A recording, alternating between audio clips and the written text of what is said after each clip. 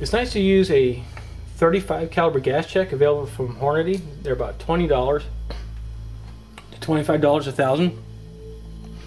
And what we do is we take these and we drop them in to the case that we're using as a jacket and form it on the top here. But what I want to do is make a couple more bullet blanks here.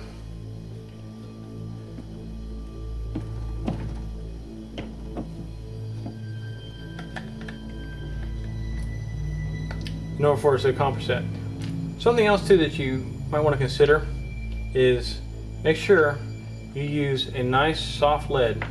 I think will weight is about as hard as you want it, and preferably the softer the lead the better.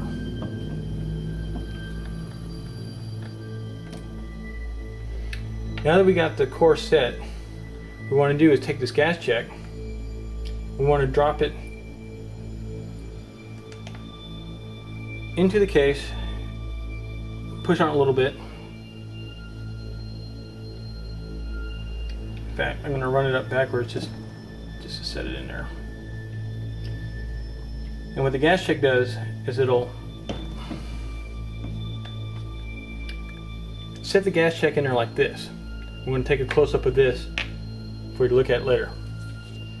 What this will allow you to do is make an encapsulated hollow point for use in indoor ranges. Also, you can make multi-core bullets.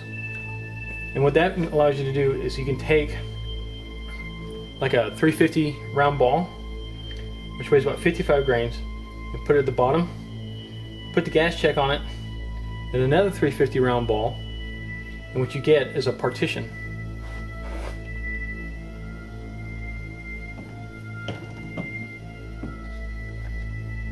That way you can control your expansion. This is very easy to do. If you know how to full length size a case, you can do this. Now this punch here on the top, depending on what you're doing, if it gets stuck in there, you want a nice rubber mount. I call it my cat tranquilizer. So when it's stuck in the up position, put your hand down here and tap it and the bullet will fall right out.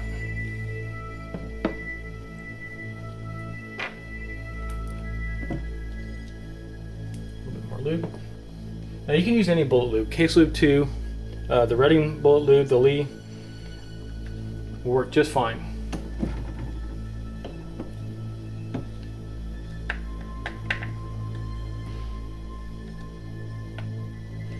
So we got 4 bullets, bullet blanks. I call them blanks because they're not completely formed yet.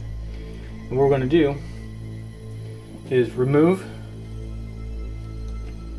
the coarse wedge punch and the coarse wedge die.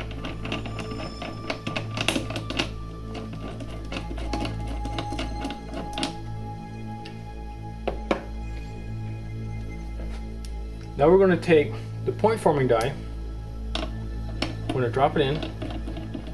We're going to do it the same way as we did before. We're going to make our adjustments in small increments. Now the point forming punch here, what this will allow it to do is go through high pressure to form the ogive of the bullet, and this point forming hollow pointing punch they got in here will give us our hollow point. It's fully adjustable. You can make the hollow point as deep as you want or as shallow as you want. And it's adjustable from the top here, like this. So we're going to add just a little bit more lube to it. And this time we're going to point it up. Get it pretty square in there.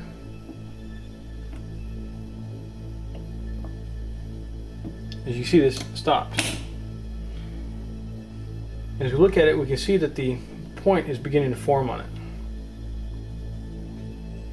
And as I adjust the die down, I back out the hollow pointing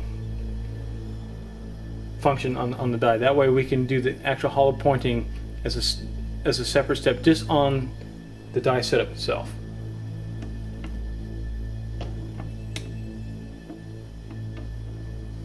And what you will notice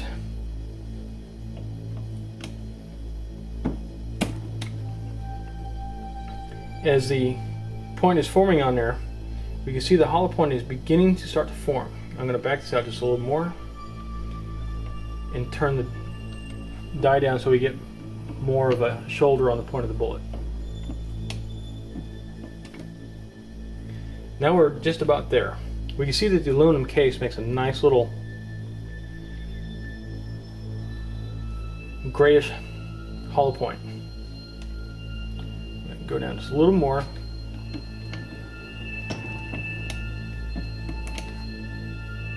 Here we are. Now for the hollow pointing operation. We had the die right where we want it, and we want to set it.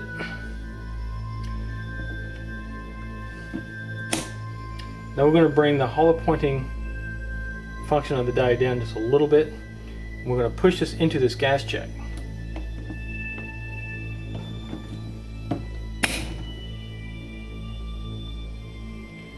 There's our hollow point. It's not fully formed yet.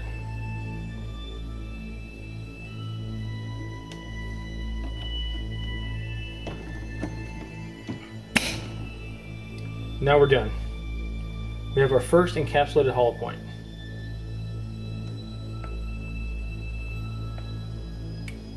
Now we're going to do the same thing with the non-encapsulated bullet, or the non-partitioned bullet. And the other thing you can do too as well is, if you have a round ball mold, you can make a slightly harder alloy for the base and use a softer alloy for the nose, so you can really control your expansion. Run it up.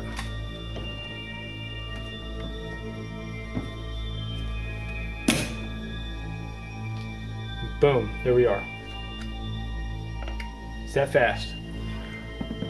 Now if you want to bring the lead closer to the outer edge of the mouth of the case, go ahead and trim your brass just a little bit. You don't have to take too much off. It all depends on the weight you want. Now these are good for 40 caliber, 3840, and 10mm automatic. You're also going to use your calipers to measure the outside of the case to make sure you're at 400. Now if you're using a brass case like this guy here, and you don't anneal it, you're not going to get a 400-inch bullet. You're going to get something 398, 395, right around there, and it won't seat in the bullet. It'll seat all right, it'll just fall right in, and you won't have any neck tension holding the bullet into the case, and it won't fill the bore. It'll just spit right out. I know I've gotten some questions before about the rim, and we're going to talk about that here in a minute. So let me change the camera angle, and we're going to do some close-ups of the bullets here, and I'm going to show you some bullets I have loaded.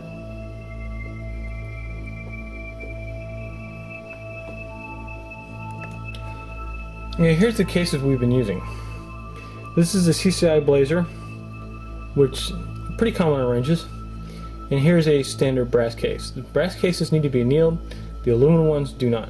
The nice thing about the aluminum ones is they have a Teflon coating to keep the aluminum oxide from sanding down the inside of your chamber, because it's extremely abrasive. Now you can trim them to the length that you want, and or you can just leave them as is from the range. The nice thing about the aluminum is you don't need to anneal them. Now these you have to anneal. When you anneal these, they're going to come out with a funny mottled look to it. It's going to almost look color case hardened. Some people like them bright and shiny. I don't care what they look like. It's the downrange performance I'm looking for.